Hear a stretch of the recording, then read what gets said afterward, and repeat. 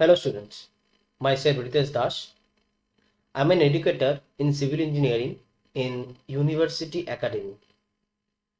So I have started a unit that is geometric design.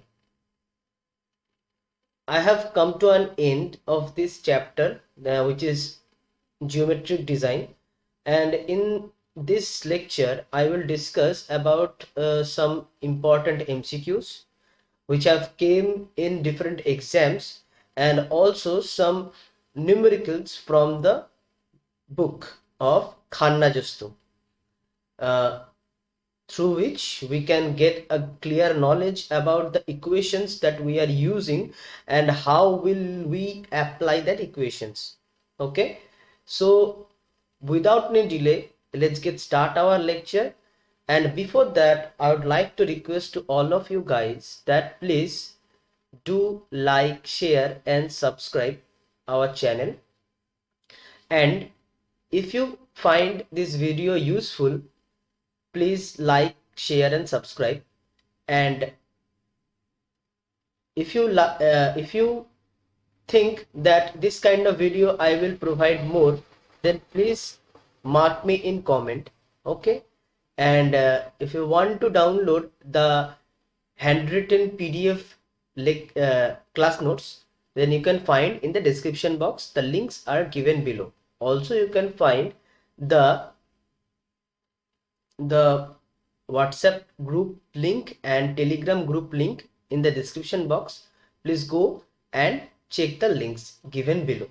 Okay, so let's start with the video without any delay. Okay, तो हम equation में आते हैं। तो equation में हम थोड़ा देख लेते हैं कि जो इक्वेशन में क्या क्या गिवन डाटा दिया हुआ है। ठीक है, ओके, तो यहाँ पे जो बताया है कि वाइल डिजाइन, यहाँ पे देखो मैं थोड़ा इक्वेशन को छोटा किया हूँ क्योंकि मेरे पास यहाँ पे थोड़ा जगह की शॉर्टेज है। तो और एक काम भी कर सकता हूँ, इसको मैं थोड़ा सा और जूम कर देता हूँ। तो जगह थोड़ा ये सही रहेगा।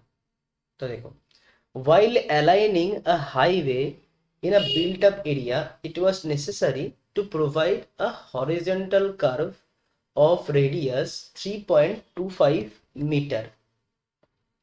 ठीक है, 3.25 metre. Design the following geometric features. Number 1, super elevation, extra widening of pavement and length of the transition curve. ठीक है, क्या क्या दिया हुआ है? सुपर एलिवेशन मतलब ये निकालना है, एक्स्ट्रा वाइडनिंग और length of the transition curve निकालना है। अब गिवन डाटा में क्या क्या है? 65 किलोमीटर पर आवर है इसका design speed. Length of the wheel base जो कि हम स्मॉल एल से डिनोट करते हैं उसको दिया हुआ है 6 मीटर। और पेवमेंट विथ जो है ये है 10.5 मीटर। अब हम देखते हैं कैसे एनालिसिस में आते हैं, ये गिवन डाटा के एनालिसिस कैसे करते हैं। ठीक है, चलो हम लेते हैं कि गिवन डाटा। ठीक है, चलो गिवन डाटा क्या है कि डिजाइन वेलोसिटी v कितना है? 65 किलोमीटर पर आवर। इसको हम एक काम करते हैं, मीटर पर सेकंड में ही कन्वर्ट कर लेते हैं।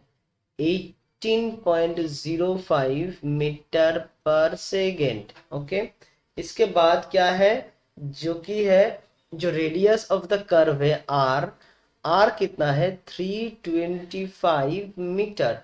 ओके, तो ये मीटर में है, कोई दिक्कत नहीं है। उसके बाद और क्या है? लेंथ। और क्या दिया हुआ है? लेंथ ऑफ व्हील बेस जो कि है स्मॉल एल से डिनोट करते, वो है 6 मीटर। और क्या है? और पेवमेंट विद है, पेवमेंट विद इसको हम नीचे लिखते हैं, पेवमेंट विद वो कितना है? 10 मीटर, सॉरी 10.5 मीटर। ठीक है, अब यहां से हम एक एनालिसिस में आते हैं कि देखो, हम जानते हैं कि जो हम लोगों का 1 लेन रोड होता है, उसका जो पेवमेंट का विड्थ होता है वो कितना होता है, वो होता है 3.75। अब हमें पेवमेंट विड्थ दिया हुआ है यहाँ पे 10.5 मीटर, 10.5 मीटर, ठीक है, 10.5 मीटर। अब यहां से हम एक कंक्लूजन में आते हैं, नंबर्स ऑफ लेन जो कि n से डिनोट करते हैं हम, numbers of lane is equal to 10.5 divided by single lane with, मतलब 3.75, जो कि है 2.88, which is approximately 3 metre, 3 numbers of lane, ठीक है। अच्छा, इसके बाद हम आते हैं पहला वाला जो हमें निकालने के लिए बोले हैं, क्या है, सुपर एलिवेशन। ओके, तो सुपर एलिवेशन निकालते हैं। पहला वाला है super elevation, super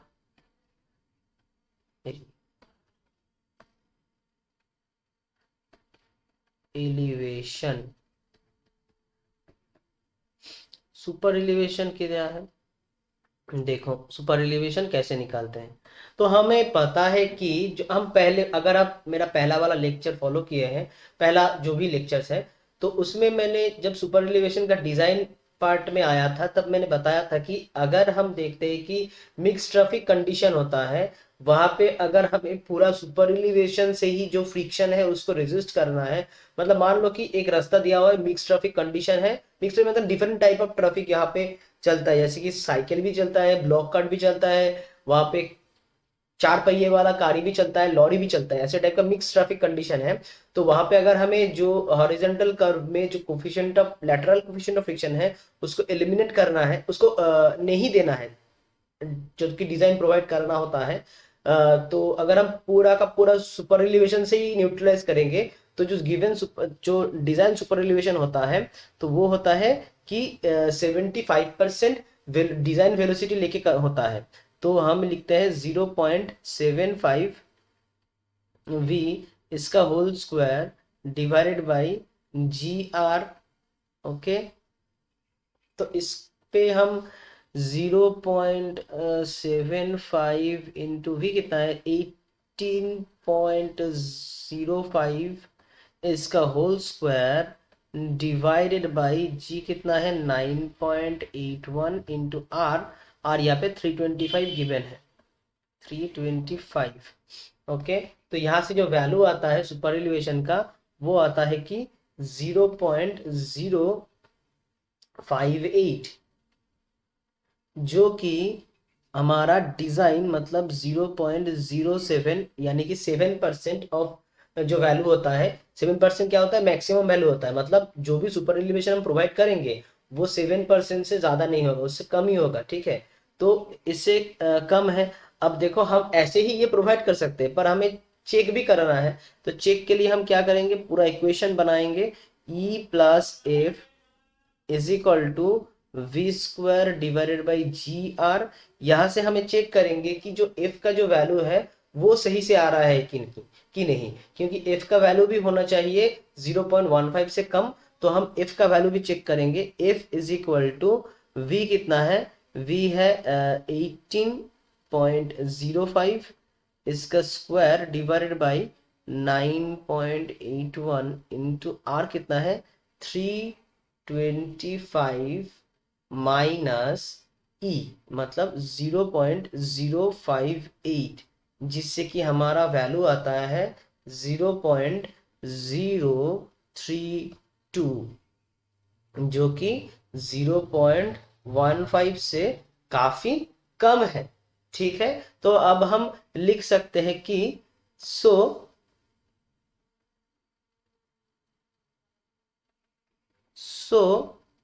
we provide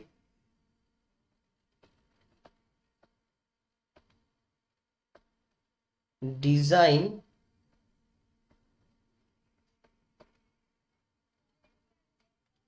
super elevation that is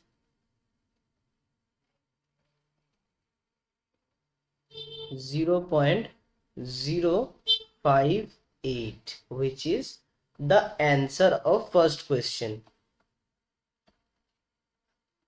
okay, अब हम आते हैं दूसरा क्वेश्चन में, क्या है, extra widening. Extra widening, okay चलो कोई बात नहीं. तो दूसरा है कि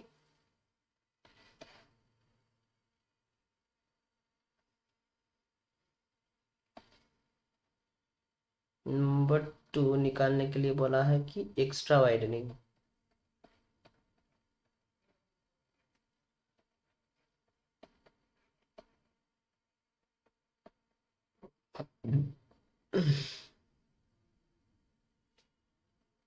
ठीक है, तो एक्स्ट्रा वाइडनिंग का जो इक्वेशन है वो है डब्ल्यू ई से डिनोट करते हैं.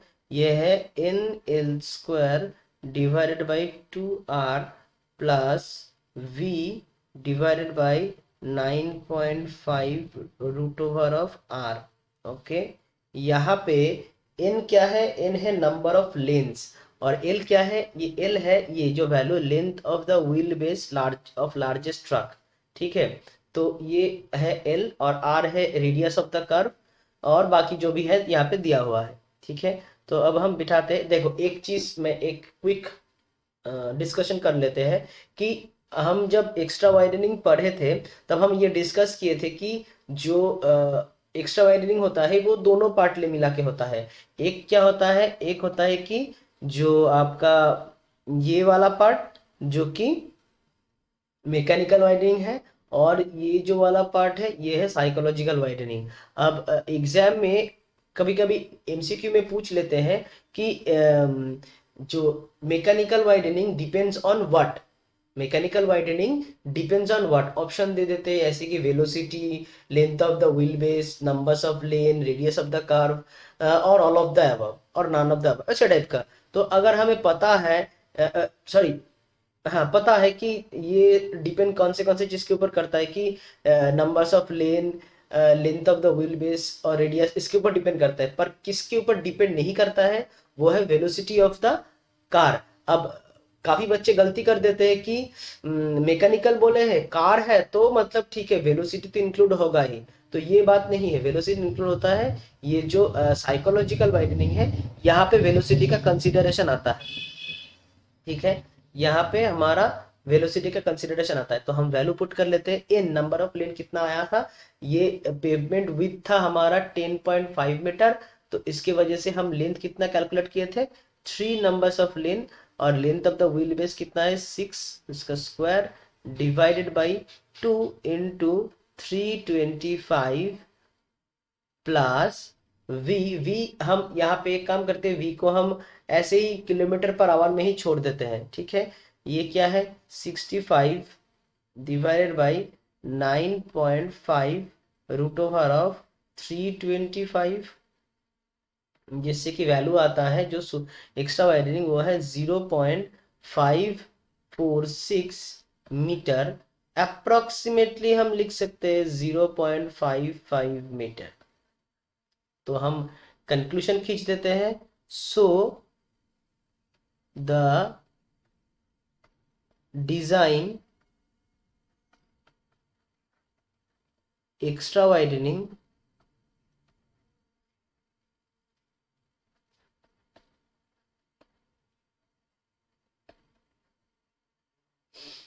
so the design extra widening is 0.55 metre. Okay, अब क्या है, तीसरा क्वेश्चन है कि length of the transition curve. ठीक है, चलो वो भी निकाल लेते हैं, कोई बात नहीं है. नंबर 3 है length of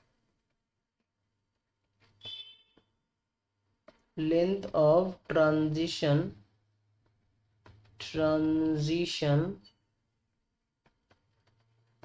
curve. Length of transition curve,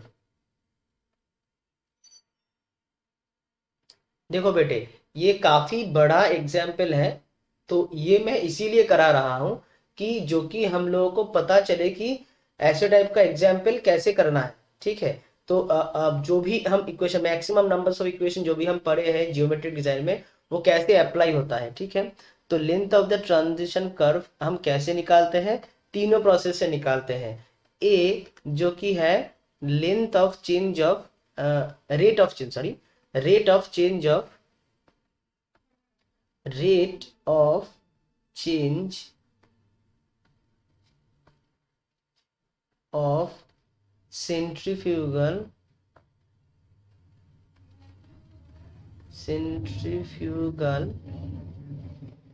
acceleration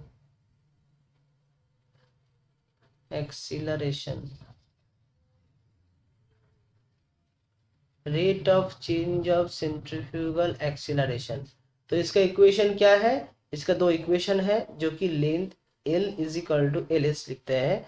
ये है v cube divided by c into R. अब ये v क्या है? v है डिजाइन वेलोसिटी, जो कि हम यहाँ पे मीटर पर सेकेंड में लिखेंगे। और c क्या है? c है वो जो rate of change of centrifugal acceleration, और r है रेडियस ऑफ द कर्व। ठीक है, अब c कैसे निकालते हैं? c is equal to 80 divided by 75 plus v। ठीक है, तो अब हम v लिखते हैं यहाँ पे किलोमीटर पर आवर में। तो 80 डिवाइडेड बाई 75 प्लस v का वैल्यू है 65, जो कि आता है कि 0.57 मीटर पर सेकेंड क्यूब। अब यहाँ पे आप देख पा रहे हैं कि यहाँ पे मैंने वेलोसिटी किलोमीटर पर आवर में देने के बाद भी ये जो वैल्यू आता है ये डायरेक्टली मीटर पर सेकेंड में ही आता है, तो सेकेंड क्यूब में आता है। तो यहाँ पे ऐसे ही कैलकुलेशन हो जाता है, ठीक है, जो कि डायरेक्ट मीटर पर सेकेंड क्यूब में कन्वर्ट कर देता है इसको। ठीक है, अब यहाँ से हम निकालते हैं कि एल एस का कैलकुलेशन हम यहाँ से ही निकाल लेते हैं।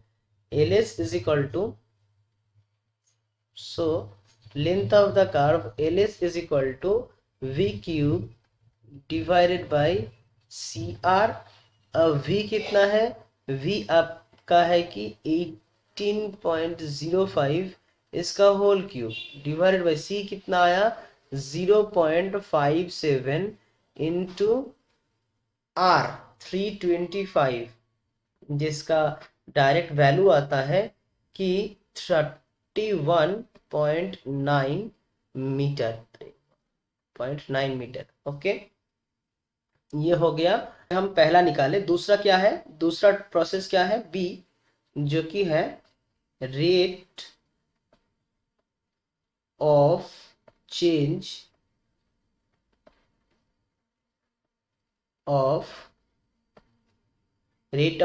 Of super elevation.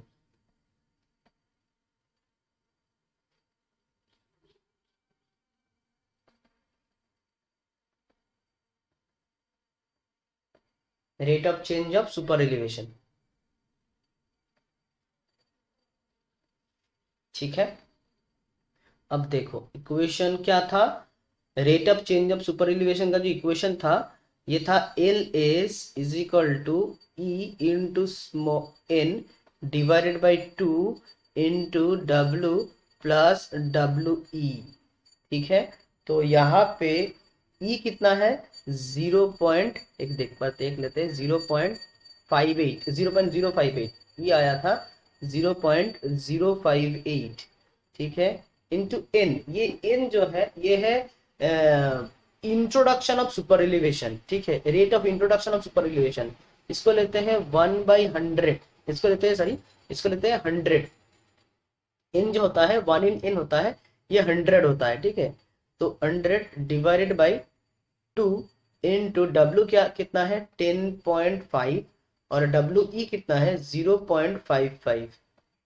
ठीक है, तो ये कुल मिला के आता है 32 मीटर। ओके, और आखिर में जो आईआरसी ने प्रोवाइड किया था, ये जो इक्वेशन था आईआरसी का प्रोवाइड किया हुआ इक्वेशन, वो है सी जो है ये है बाई आईआरसी।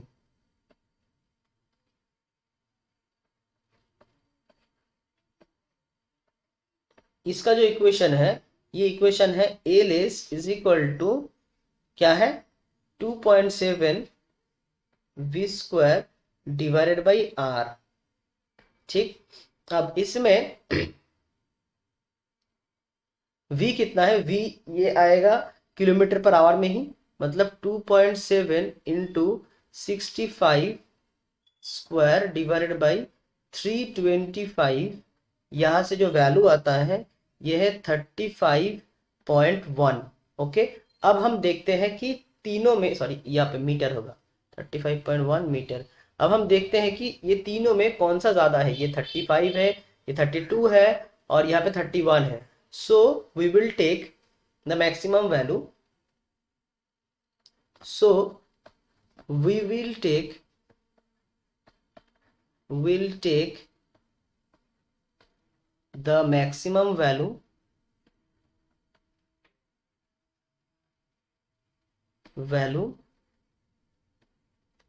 among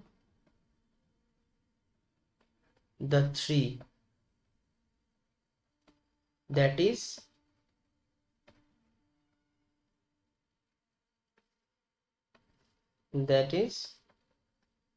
35.1 metre. यही है जो ट्रांजिशन कर्व आएगा उसका लेंथ, आंसर। ठीक है, तो हमें तीनों के तीनों मिल गए। तो आशा करता हूं आप लोगों को समझ में आ गया होगा कि ये ऐसे टाइप का मैथ हम कैसे सॉल्व करेंगे। ठीक है, यहाँ पे पूरा मैथ मैंने कैलकुलेट किया है, जगह भी बच गया भाई, काफी बच गया। ठीक है चलो कोई ना। अच्छा, तो ये पूरा कैलकुलेशन यहाँ पे मैंने कर दिया है। तो अगर कहीं पे भी आप लोगों का प्रॉब्लम हो रहा है तो feel free to ask me in the comment box. Okay, अब हम चलते हैं अगले पेज में। ठीक है, यहाँ पे हम लोग क्या करेंगे, एमसीक्यू करेंगे। ठीक है, ओके चलो। तो पहला वाला क्वेश्चन हम पकड़ते हैं। तो पहला वाला क्वेश्चन क्या बता रहा है कि the design of horizontal and vertical alignment super elevation gradient is worst affected by, is worst, worst मतलब ये इफेक्ट नहीं करता है। ठीक है, worst affected by what, effect ही नहीं करता है। तो हम लोग एक काम करते हैं, इक्वेशन देख लेते हैं। ठीक है चलो कोई ना। तो हॉरिजेंटल कर्व का जो इक्वेशन है, ये इक्वेशन है मेरा पहला वाला जो है, इसका है E plus F is equal to V square divided by G R. अब देखते हैं यहाँ पे कौन सा चीज है, विद ऑफ द व्हीकल नहीं है, स्पीड ऑफ द व्हीकल है, इफेक्टेड होता है, लेंथ ऑफ द व्हीकल नहीं है, मतलब ये, और हाइट ऑफ द व्हीकल भी नहीं है। तो यहाँ पे ये तो बस एक ही चीज यहाँ पे आ रहा है, स्पीड ऑफ द व्हीकल, और बाकी कुछ यहाँ पे और ज्यादा नहीं इफेक्ट कर रहा है। ठीक है, दूसरी बात आते हैं वर्टिकल अलाइनमेंट। वर्टिकल अलाइनमेंट में लेंथ ऑफ द कर्व क्या होता है, इन ए स्क्वायर डिवाइडेड बाई 4.4। मान लेते हैं पहला वाला जो समिट कर्व है, समिट कर्व का जो अगर length of the curve is greater than stopping sight distance होता है, तो वही वाला इक्वेशन में लिया हूँ। ठीक है, तो यहाँ पे एस जो है, एस इज सुपर एस जो है ये स्टॉपिंग साइड डिस्टेंस है। तो एस इज इक्वल टू क्या आता है, V T plus V square divided by 2gf। तो यहाँ पे एन जो है ये है जो स्लोप है, जो वर्टिकल कर्व का जो टोटल स्लोप है वही है एन। एस जो है स्टॉपिंग साइड डिस्टेंस, इसको वी से डिनोट, वी वेलोसिटी, और यहाँ पे एफ एफ। तो यहाँ पे स्पीड ऑफ द व्हीकल ही ज़्यादा इफेक्ट होता है। ठीक है, तो उसके बाद हम आते हैं super elevation. Super elevation design करने में भी यही इक्वेशन हम यूज करेंगे। तो ये इक्वेशन में वी ही ज़्यादा महत्वपूर्ण होता है।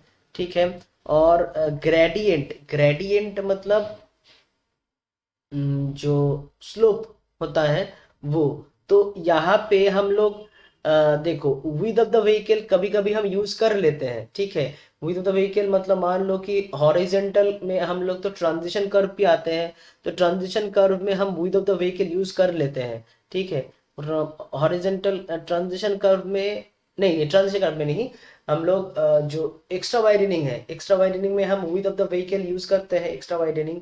ओके, वो भी तो हॉरिजेंटल में ही है। और length of the vehicle use करते हैं, क्योंकि अभी हमने इक्वेशन देखा था, जो एक्स्ट्रा वाइडनिंग का इक्वेशन क्या है, ये है N N square divided by 2r और plus v divided by 9.5 root over of r।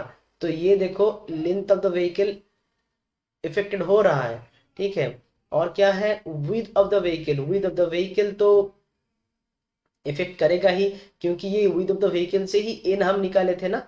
N कैसे निकाले थे, एन निकाले थे कि length of the lane, sorry with of the lane, width of the lane divided by width of vehicle, width of total road, sorry ये होगा width of total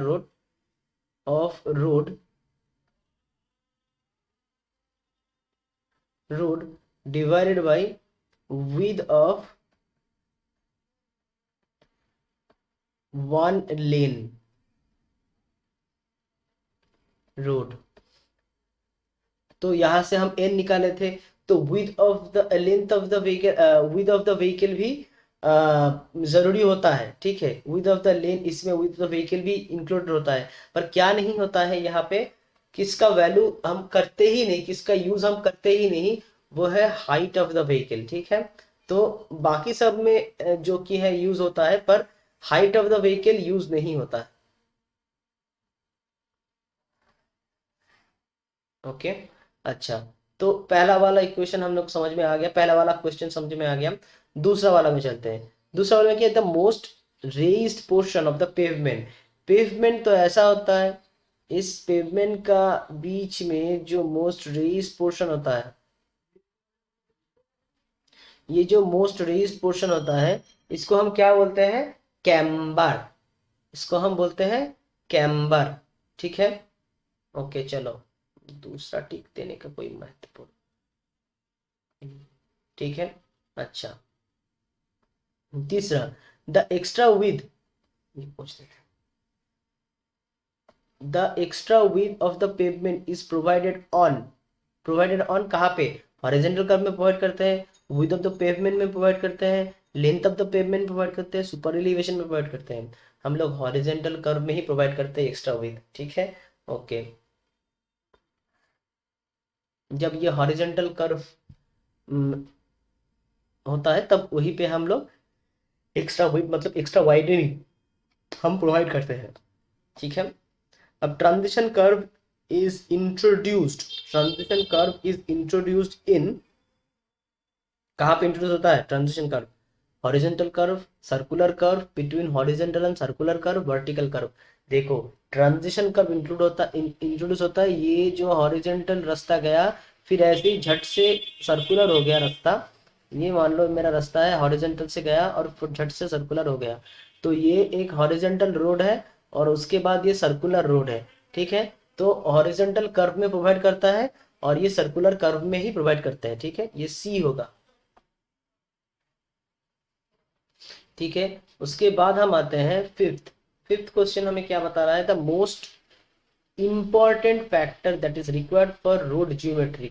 अब देखो, ये थोड़ा सा सोचने वाली बात है। Most important factor road geometrics में क्या है, S S T stopping sight distance, O S T overtaking sight distance, I S T intermediate sight distance, या स्पीड ऑफ द व्हीकल। भाई कुछ भी मान लो, stopping sight distance, overtaking, intermediate, सभी में सबसे इंपॉर्टेंट जो पार्ट है वो है speed of the vehicle.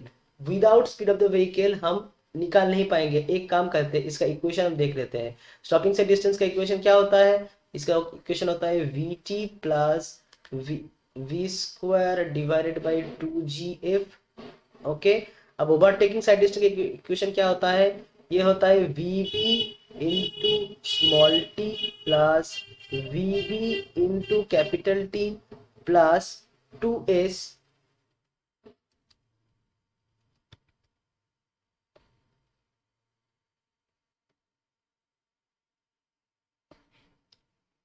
Okay, सो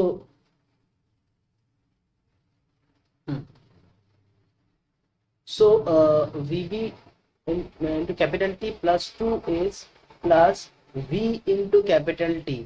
तो यहाँ पे VB क्या है? VB है जो स्लो मूविंग व्हीकल है। VB क्या आता है? V आता है V माइनस 16। अगर किलोमीटर पर आवर में देखते हैं तो V माइनस 16 होता है। अगर मीटर पर सेकेंड में देखते हैं तो V माइनस 4.5 होता है मीटर पर सेकेंड में। तो ये V जो है ये भी वेलोसिटी के ऊपर ही डिपेंड करता है, मतलब ओवरटेकिंग साइड डिस्टेंस भी वेलोसिटी के ऊपर ही डिपेंड करता है। और इंटरमीडिएट साइड डिस्टेंस क्या होता है? इंटरमीडिएट साइड डिस्टेंस होता है 2 times of stopping sight distance होता है। तो अभी अगर हम कुल मिला के देखेंगे तो पूरा का पूरा जो इंपॉर्टेंट फैक्टर है, जो भी है, stopping sight distance, overtaking sight distance, intermediate sight distance, सभी एक ही चीज के ऊपर डिपेंड करता है जो कि है स्पीड ऑफ द व्हीकल। देखो सब में ही स्पीड ऑफ द व्हीकल बहुत इंपॉर्टेंट फैक्टर होता है। ओके अब हम आते हैं तीसरे में, सॉरी सिक्स्थ क्वेश्चन में, कि the design speed of national highway across the slope up to 10%। Slope up to 10% मतलब 0 to 10%, मतलब प्लेन टेरेन। प्लेन टेरेन में देखो ये ऐसे मैंने निकाला कि देखो जब प्लेन टेरेन होता है तब हमारा जो स्लोप है तो वो होता है 0 to 10%। ठीक है, प्लेन रोलिंग टेरेन में 10 to 25%। ठीक है, और माउंटेनियस टेरेन में 25 से 60% होता है, और जो स्टीप टेरेन होता है वो मोर देन 60% होता है। ठीक है, तो ये है हमारा। ठीक है, तो इसमें इससे हम क्या पाते हैं कि जो ये होता है प्लेन टेरेन में, ठीक है, ये होता है रोलिंग, ये माउंटेनियस और स्टीप टेरेन में ये जो स्लोप होता है क्रॉस स्लोप होता है, मतलब क्रॉस स्लोप में स्लोप ऑफ द रोड होता है। ठीक है, तो यहाँ पे हम लोग प्लेन टेरेन में जो नेशनल हाईवे का डिजाइन स्पीड होता है वो है 100 किलोमीटर पर आवर। सातवां है कि a part of pavement raised with respect to one side keeping the other side constant is called. मतलब वन साइड, एक साइड नीचे झुका हुआ है और दूसरा साइड ऐसे ऊंचा उठ गया है। ठीक है, ऐसे बता रहा है, तो इसको हम क्या बोलते हैं? सुपर एलिवेशन बोलते हैं। कोई बात नहीं है, एकदम बिंदास सुपर एलिवेशन ही बोलते हैं। ठीक है, उसके बाद the main purpose of providing camber. Camber हम किस लिए प्रोवाइड करते हैं? रास्ते पे पानी ना खड़ा हो, ठीक है, तो वो पानी आसानी से निकल जाए। ये यहाँ पे follow the geometric specification to follows IRC specification maintain equilibrium. यहाँ पे मुझे तो लग रहा है यही होगा, यही सही है, geometric specification. Okay, geometric specification भी मेंटेन करने के लिए होता है। ठीक है, तो तक आज का जो लेक्चर है वो यहाँ तक ही हम कंप्लीट करते हैं। आगे हम देखेंगे कि बाकी बहुत सारा क्वेश्चंस है, लगभग 70 क्वेश्चंस है, तो वो सब हम डिस्कस करेंगे यहाँ पे। तो आशा करता हूँ ये लेक्चर आपको अच्छा लगा होगा। अगर अच्छा लगा है so please do like, share and subscribe, and your valuable comment will be very effective for me, and it will help me to be more, I mean, to bring this type of good video more, and your valuable comments will improve me in my videos. Okay, so thank you.